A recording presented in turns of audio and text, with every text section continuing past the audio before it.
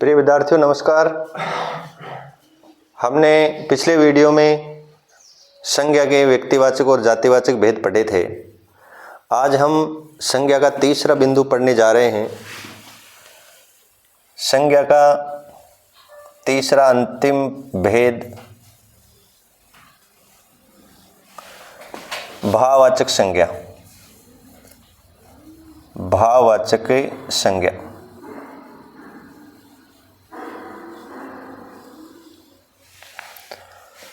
भाववाचक संज्ञा किन शब्दों में मानेंगे ये हमें आज समझना है। जैसा कि नाम से विदित है, इसमें किसी सजीव या निर्जीव के भाव का बोध होता है, अर्थात जिसको हम अनुभव करते हैं, जिसका केवल एहसास किया जाता है, या हम ये कह सकते हैं कि जिसका नापतोल नहीं है, जिसको देख नहीं सकते, केवल महसूस कर सकते हैं, उन शब्दों में हमेशा भाववाचक संज्ञा होती है। जैसे उदाहरण के रूप में देखें,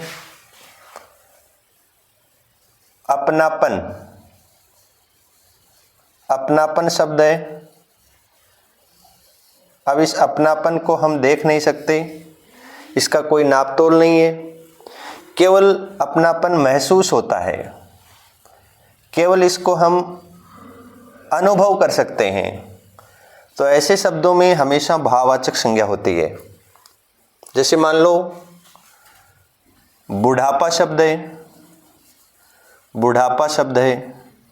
ये बुढ़ापा दिखता नहीं है, बुढ़ापे का कोई नापतोल नहीं है, बुढ़ापा केवल महसूस करने का विषय है।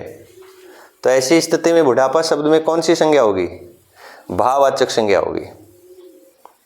अब ये भाववाचक संज्ञा है, ये 5 प्रकार से बनती है। भाववाचक संज्ञा का निर्माण 5 प्रकार से होता है।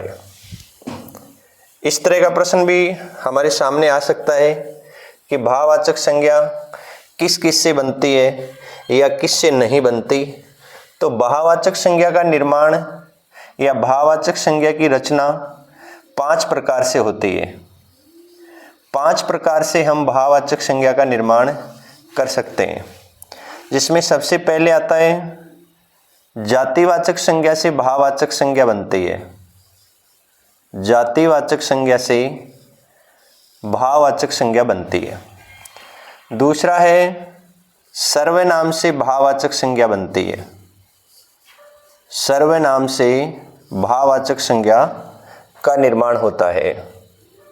तीसरा है विशेषण से भाववाचक संज्ञा का निर्माण होता है।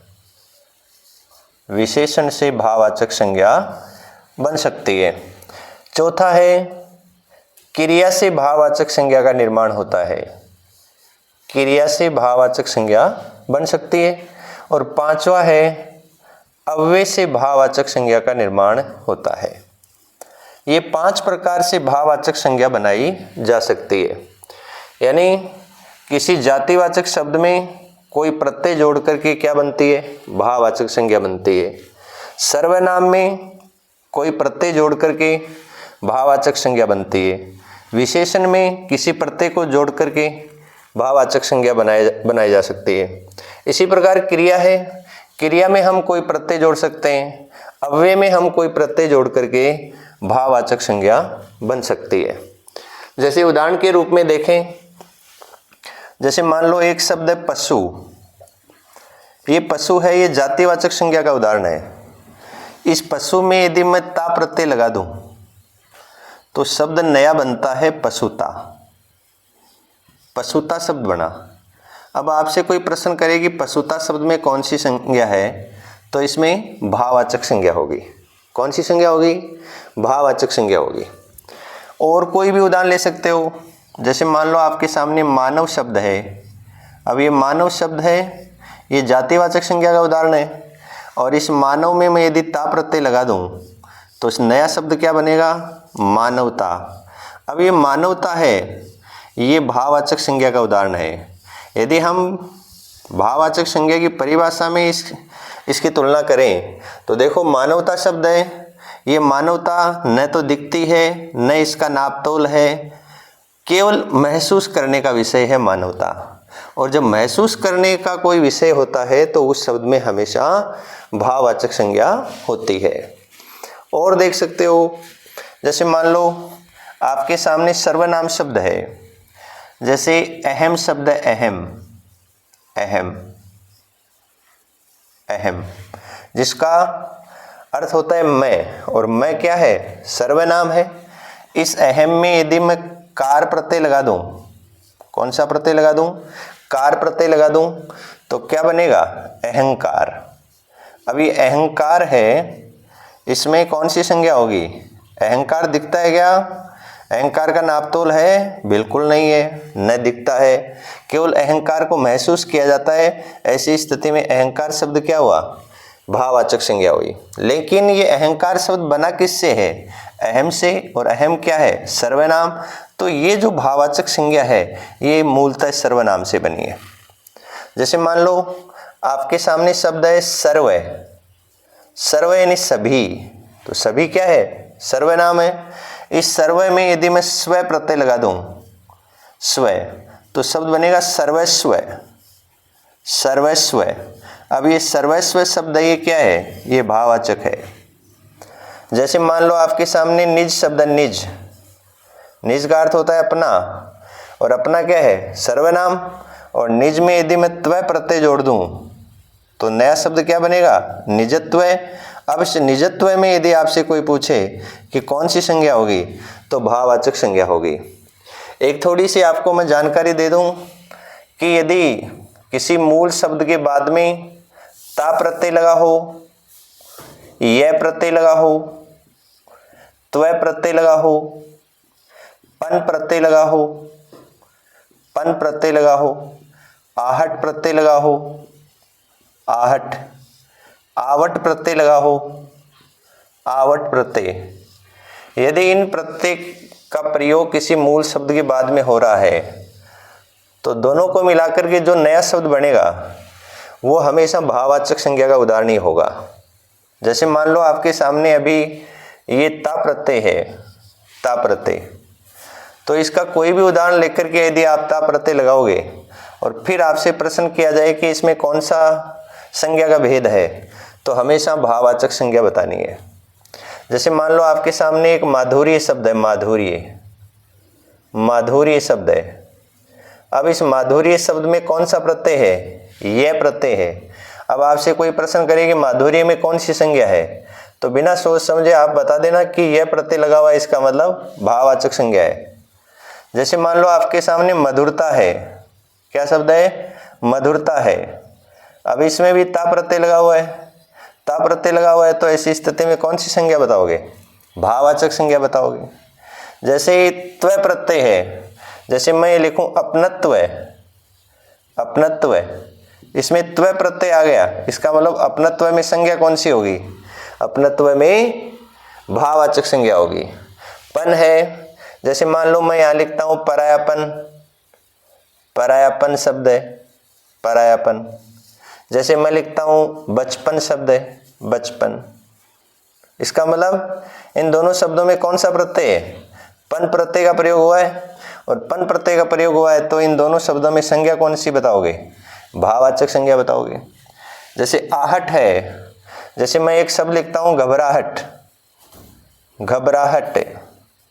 अब इस घबराहट में कौन सी संज्ञा होगी, घबराहट में भाववाचक संज्ञा होगी, क्योंकि इसमें प्रत्यय कौन सा है, आहट प्रत्यय।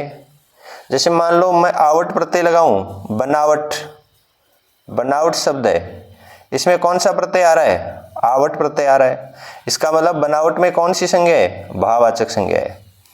तो सार रूप में बात एक ही है, यदि किसी मूल शब्द के बाद में ता प्रत्यय है, यह प्रत्यय है, त्व प्रत्यय है, पन प्रत्यय है, आहट प्रत्यय है और आवट प्रत्यय है, तो वो शब्द हमेशा भाववाचक संज्ञा का उदाहरण होगा। अभी हम चर्चा कर रहे थे कि भाववाचक संज्ञा का निर्माण किस किस से होता है।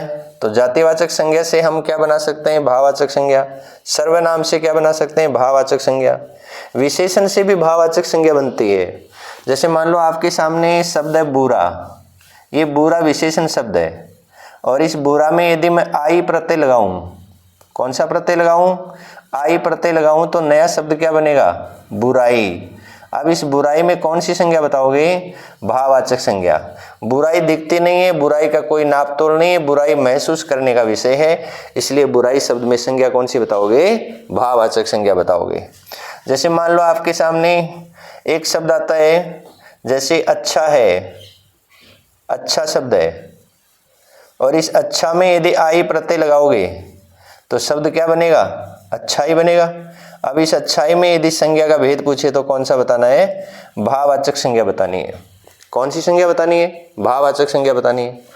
कोई भी शब्द हो सकता है, जैसे मान लो क्रिया से हमें यदि भाववाचक संज्ञा बनानी है, क्रिया से, तो जैसे रुकना क्रिया है, रुकना, और इस रुकना क्रिया में यदि मैं आवट प्रत्यय लगाऊं तो शब्द क्या बनेगा, रुकावट।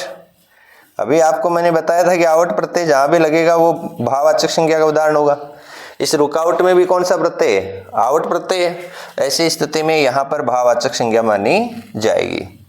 जैसे मान लो आपके सामने पढ़ना क्रिया है, पढ़ना, और इस पढ़ना क्रिया में यदि आई प्रत्यय लगाओगे, कौन सा प्रत्यय लगाओगे, आई प्रत्यय लगाओगे, तो फिर नया शब्द क्या बनेगा, पढ़ाई। और पढ़ाई में कौन सी संज्ञा बताओगे, भाववाचक संज्ञा बताओगे। तो क्रिया से भी क्या बन सकती है, भाववाचक संज्ञा बन सकती है। बात रही अव्यय की, अव्यय की जैसे देखो निकट शब्द है, निकट, ये निकट अव्यय शब्द है।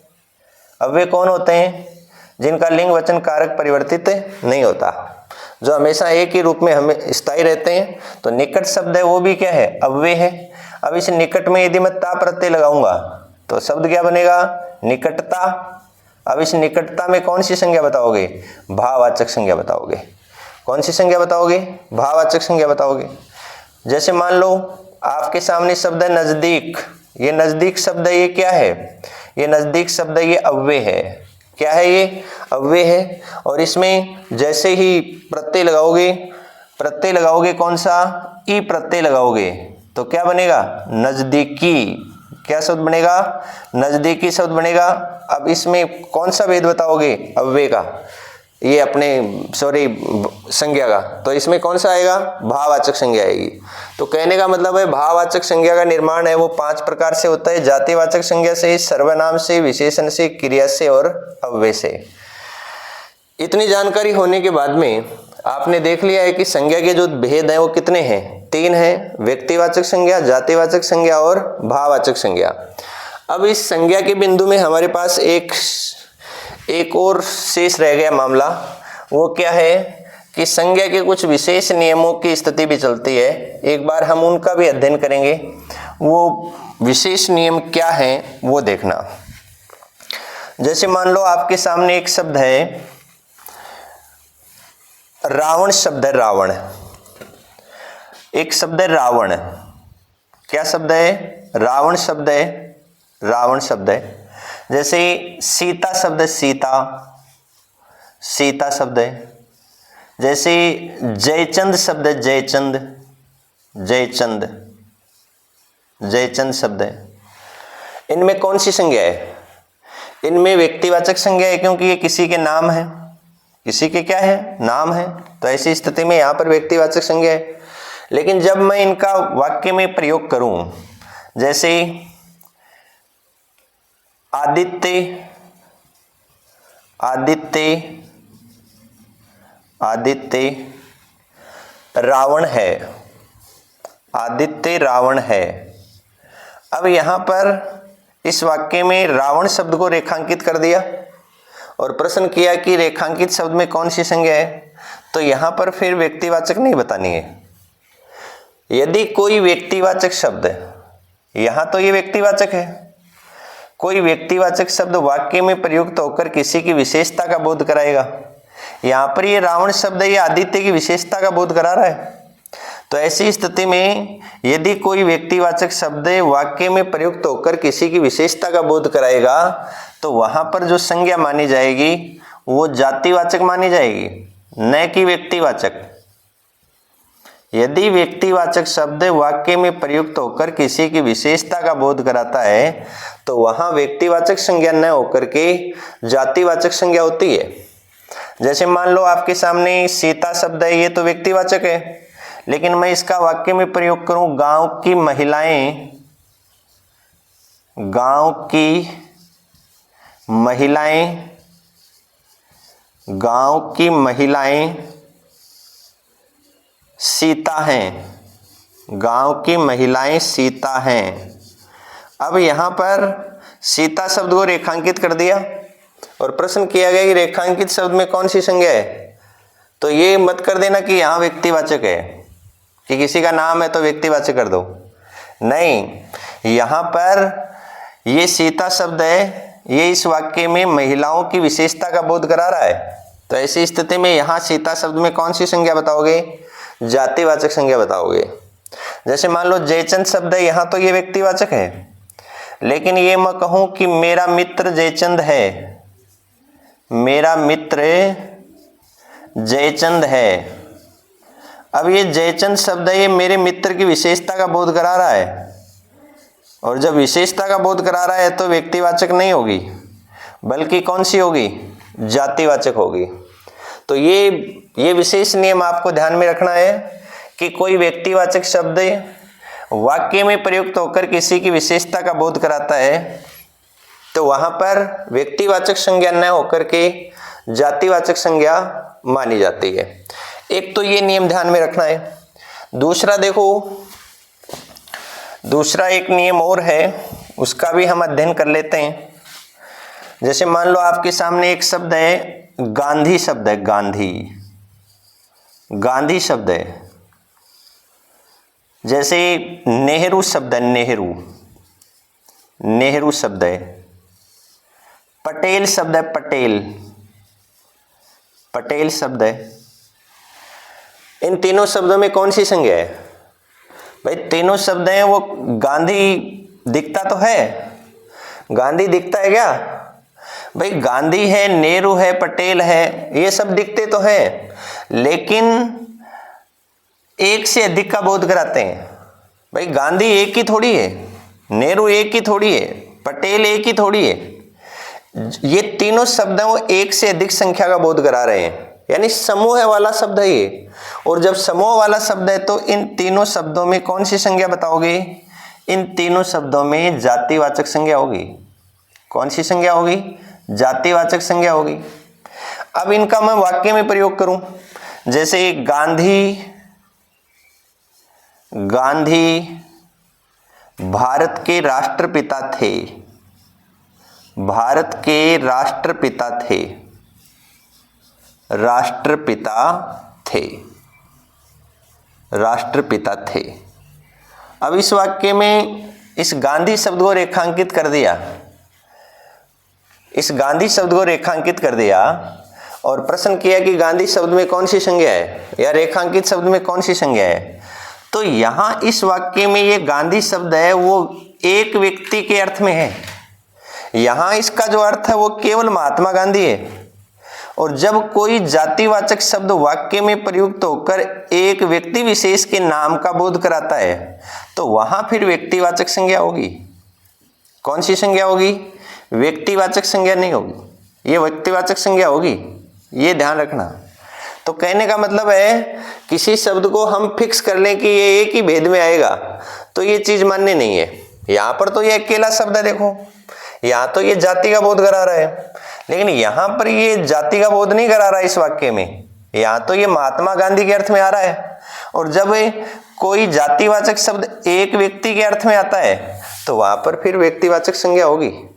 जैसे मान लो नेहरू है, अकेला शब्द है तब तो जाति है ही, लेकिन मैं इसका वाक्य में प्रयोग कर लूं नेहरू, नेहरू भारत के प्रथम प्रधानमंत्री थे, भारत के प्रथम प्रधानमंत्री थे, प्रथम प्रधानमंत्री थे।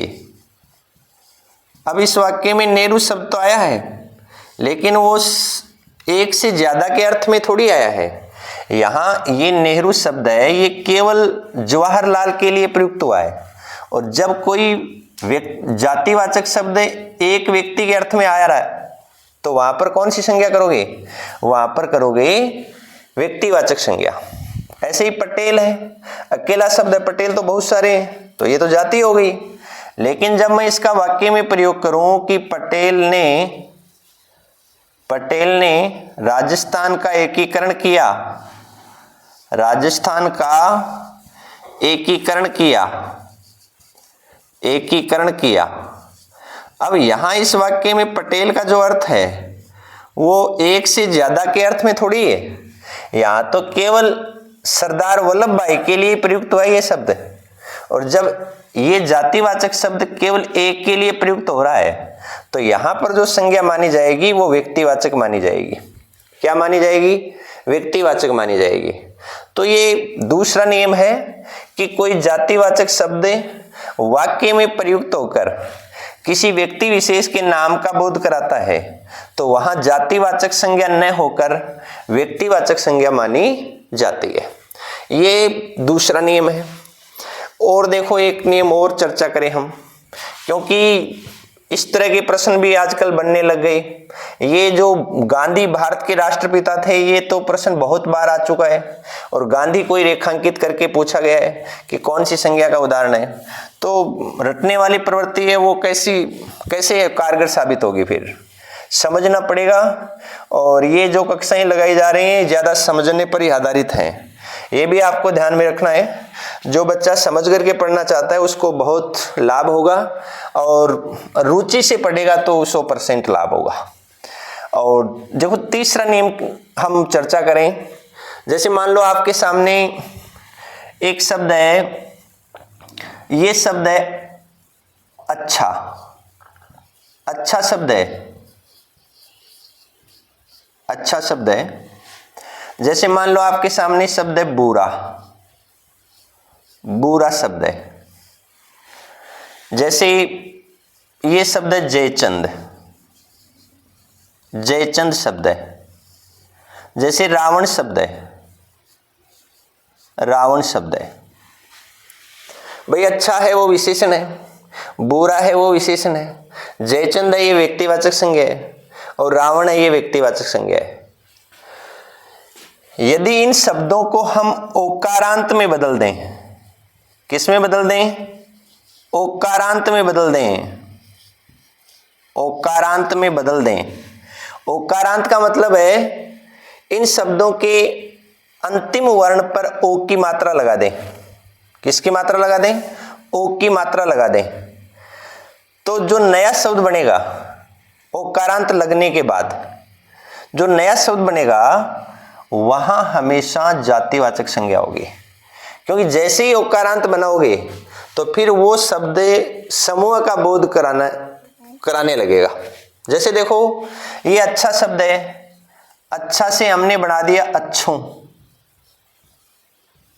अच्छों। जैसे बुरा है बुरों। जैसे जयचंद है जयचंदों।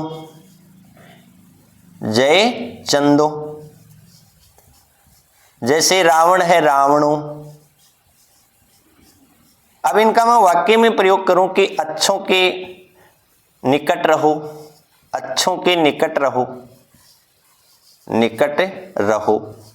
अब ये अच्छों है, ये समूह बन गया।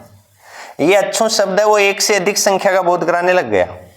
और जब एक से अधिक संख्या का बोध कराएगा तो वहां संज्ञा कौन सी होती है? जातिवाचक होती है। जैसे मैं ये कहूं कि बुरों से दूर रहो।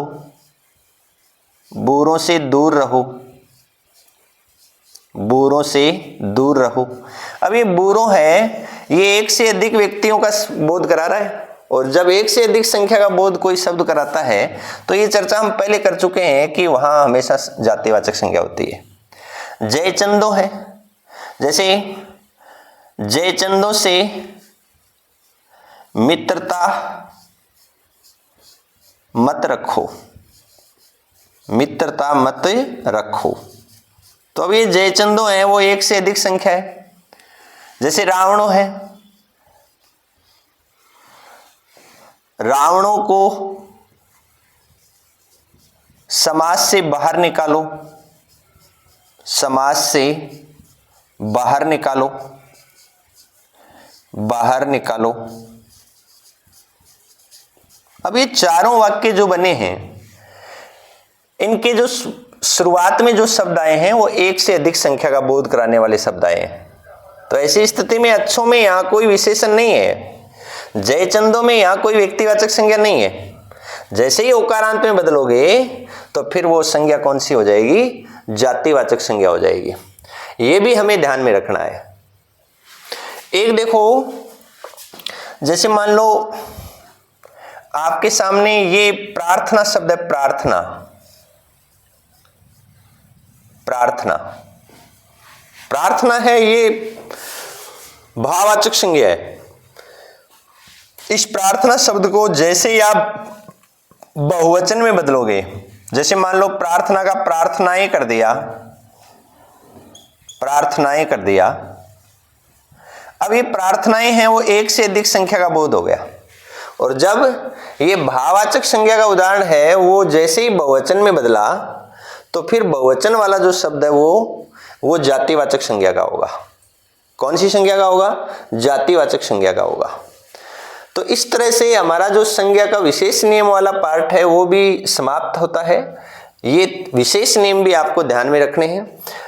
और अब थोड़ी सी चर्चा हम ये कर लेते हैं कि यहाँ इस चैनल पर जो आपको समय समय पर हिंदी व्याकरण के वीडियो हम जारी कर रहे हैं या YouTube चैनल के माध्यम से आप तक पहुँचा रहे हैं, तो हम आपसे ये चाहते हैं कि इनको बहुत ध्यान से पढ़ें और बार बार पढ़ें, क्योंकि करत करत अभ्यास के जड़मति होत सुजान।